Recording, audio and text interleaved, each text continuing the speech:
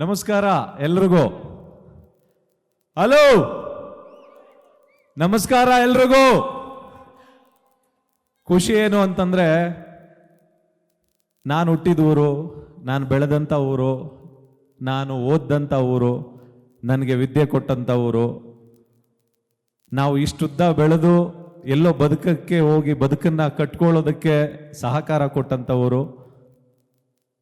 ಇಲ್ಲಿರುವಂಥ ಎಲ್ಲ ಬೀದಿಗಳಲ್ಲಿ, ಎಲ್ಲ ರೋಡ್ಗಳಲ್ಲೆಲ್ಲ ಚಿಕ್ಕ ವಯಸ್ಸಿಂದ ಅಂದರೆ ಹುಟ್ಟಿದ ದಿನದಿಂದ ನಾವು ಈ ಊರನ್ನ ಬಿಟ್ಟು ಹೋಗೋವರೆಗೂ ಓಡಾಡಿದ್ದೀವಿ, ಕಿತ್ತಾಡಿದ್ದೀವಿ, ಒಡೆದಾಡಿದ್ದೀವಿ, ಖುಷಿಯಾಗಿ ಎಲ್ಲ ಕಡೆ ಜಾತ್ರೆಗಳಲ್ಲೆಲ್ಲ ಒಂದಷ್ಟು ಸಮಯನ ಕಳೆದಿದ್ದೀವಿ. ತುಂಬ ಜನ ಸ್ನೇಹಿತರಿದ್ದಾರೆ ನನಗೆ, ಮತ್ತೆ ತುಂಬ ಹಿರಿಯರು ನನಗೆ ಗೊತ್ತಿರೋರು ಇದ್ದಾರೆ ಈ ಊರಲ್ಲಿ. ತುಂಬ ಗೆಳತಿಯರಿದ್ದಾರೆ, ಗೆಳೆಯರಿದ್ದಾರೆ, ಮತ್ತೆ ನನ್ನನ್ನ ಆಶೀರ್ವದಿಸಿದಂತಹ ತುಂಬ ದೇವತೆಗಳಿದೆ ಈ ಊರಲ್ಲಿ. ಅದರಲ್ಲಿ ಮುಖ್ಯವಾದಂತಹ ಒಂದು ದೇವರು ಅಂತಂದ್ರೆ ಶ್ರೀ ಪಂಚಲಿಂಗೇಶ್ವರನ ಒಂದು ಸನ್ನಿಧಿ. ಹೊರಳಮ್ಮ ಇದೆ, ಚೆನ್ನಕೇಶ್ವರನ ದೇವಸ್ಥಾನ ಇದೆ, ದೈತಮ್ಮ, ಅರಸಮ್ಮ, ಎಲ್ಲ ದೇವರುಗಳು, ಸುಮಾರು ದೇವರುಗಳಿದೆ. ಆ ದೇವರುಗಳಿಗೆಲ್ಲ ಯಜಮಾನಂತರ ಕೂತಿರುವಂಥವ್ರು ನಮ್ಮ ಪಂಚಲಿಂಗೇಶ್ವರ ಸ್ವಾಮಿ.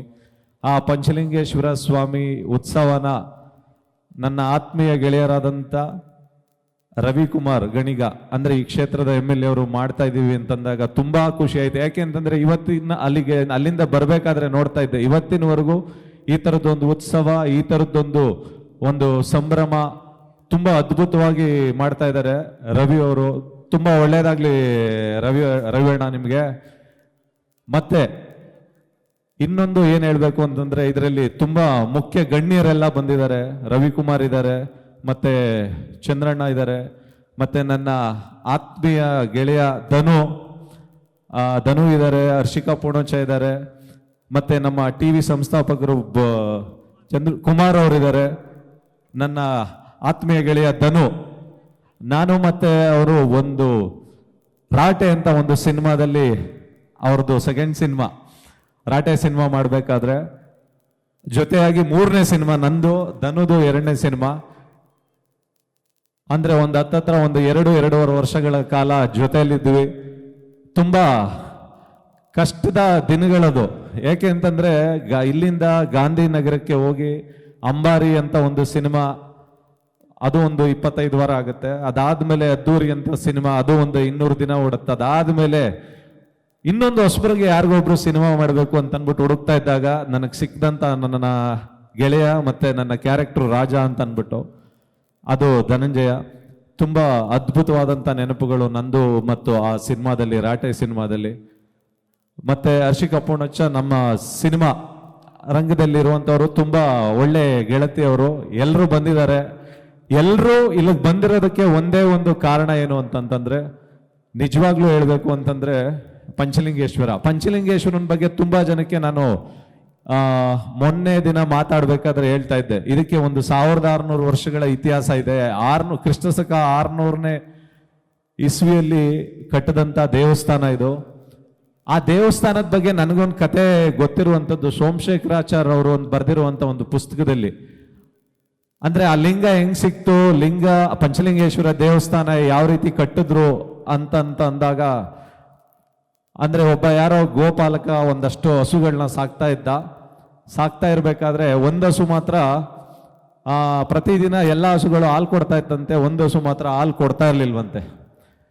ಅವನು ಒಂದು 10 ದಿನ 15 ದಿನ ನೋಡಿ ಆ ಹಸುನ ಹಿಂಬಾಲಿಸ್ಕೊಂಡು ಬಂದಾಗ ಯಾವುದೋ ಒಂದು ಬಿದಿರು, ದಟ್ಟವಾಗಿ ಬೆಳೆದಿರುವಂತ ಒಂದು ಬಿದಿರು ಮೇಳೆ ಮಧ್ಯದಲ್ಲಿ ಹೋಗಿ ನಿಂತ್ಕೊಂಡು ಹಾಲನ್ನ ಸುರಿಸ್ತಾ ಇತ್ತಂತೆ. ಆವಾಗ ಹಸು ಎಲ್ಲೋ ಬಂದು ಈ ಬಿದಿರು ಮೇಳೆ ಮಧ್ಯದಲ್ಲಿ ಹಾಲು ಸುರಿಸ್ತಾ ಇದೆಯಲ್ಲ ಅಂತನ್ಬಿಟ್ಟು ಕೊಡ್ಲಿಲಿ ಹೊಡೆದಾಗ ಯಾವುದೋ ಒಂದು ಕಲ್ಲು ಚೂರಾದಂತ ಒಂದು ಸೌಂಡ್ ಬಂದು ಅದನ್ನ ನೋಡಿದಾಗ ಅಲ್ಲಿ ಒಂದು ಲಿಂಗ ಇತ್ತು ಅಂತ ಬರ್ದಿದ್ರು. ಅದರ ಹೆಸರು ಬಂದು ಪಾತಾಳೇಶ್ವರ ಅಂತ ಅನ್ಬಿಟ್ಟು, ಆ ಪಾತಾಳೇಶ್ವರ ಲಿಂಗನೇ ಇವತ್ತಿನ ಪಂಚಲಿಂಗೇಶ್ವರ ಸ್ವಾಮಿ.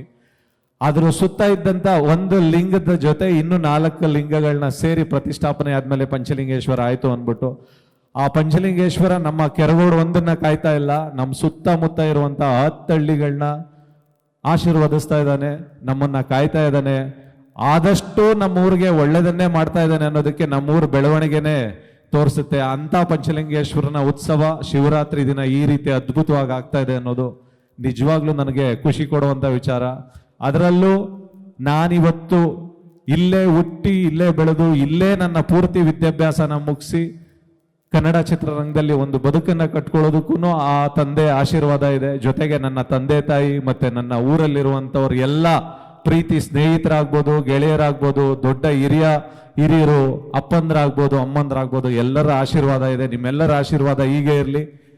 ಈಗ ಆಲ್ರೆಡಿ ನನ್ನೊಂದು 5 ಸಿನಿಮಾಗಳಾಗಿದೆ, ಇಲ್ಲಿವರೆಗೂ ಇದನ್ನ ಮಾತಾಡಿದ್ದೀನಿ.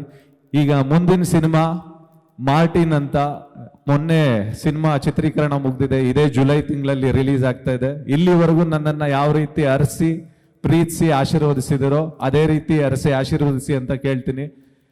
ಅದಲ್ಲದೆ ನನಗೆ ಒಂದು 3-4 ವರ್ಷದಿಂದನೂ ಪಂಚಲಿಂಗೇಶ್ವರನ ಮೇಲೆ ಒಂದು ಹಾಡನ್ನ ಬರಿಬೇಕು, ಒಂದು ಭಕ್ತಿಗೀತೆನ ಅಂತ ಅಂದ್ಬಿಟ್ಟು, ಬಟ್ ಒಂದು 3-4 ವರ್ಷದಿಂದ ಆಗ್ತಾ ಇರಲಿಲ್ಲ. ಬಟ್ ಈ ವರ್ಷ ಬರೀಲೇಬೇಕು ಅಂತ ಅನ್ಕೊಂಡು ಆ ಸಾಂಗ್ನ ಬರ್ತಿದ್ದೀನಿ, ಪಂಚಲಿಂಗೇಶ್ವರನ್ಗೆ ಅರ್ಪಿಸ್ಬೇಕು ಅಂತ. ಇನ್ನೊಂದು ಸ್ವಲ್ಪ ಹೊತ್ತಲ್ಲಿ ಅದನ್ನು ಮಾಡ್ತೀನಿ.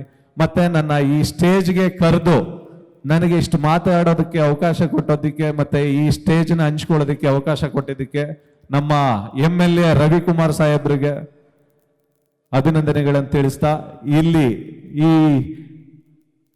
ವೇದಿಕೆ ಮೇಲಿರುವಂತ ಎಲ್ಲಾ ಗಣ್ಯರಿಗೂ ಅಭಿನಂದನೆಗಳನ್ನ ಸಲ್ಲಿಸ್ತೀನಿ. ಜೈ ಹಿಂದ್, ಜೈ ಕರ್ನಾಟಕ ಮಾತೆ, ಜೈ ಕೆರಗೋಡು, ಜೈ ಪಂಚಲಿಂಗೇಶ್ವರ, ಜೈ ಹಿಂದ್. ನ್ಯೂಸ್ ಫಸ್ಟ್, ನಿರ್ಭೀತಿಯಿಂದ ನಿಮ್ಮ ಪರವಾಗಿ.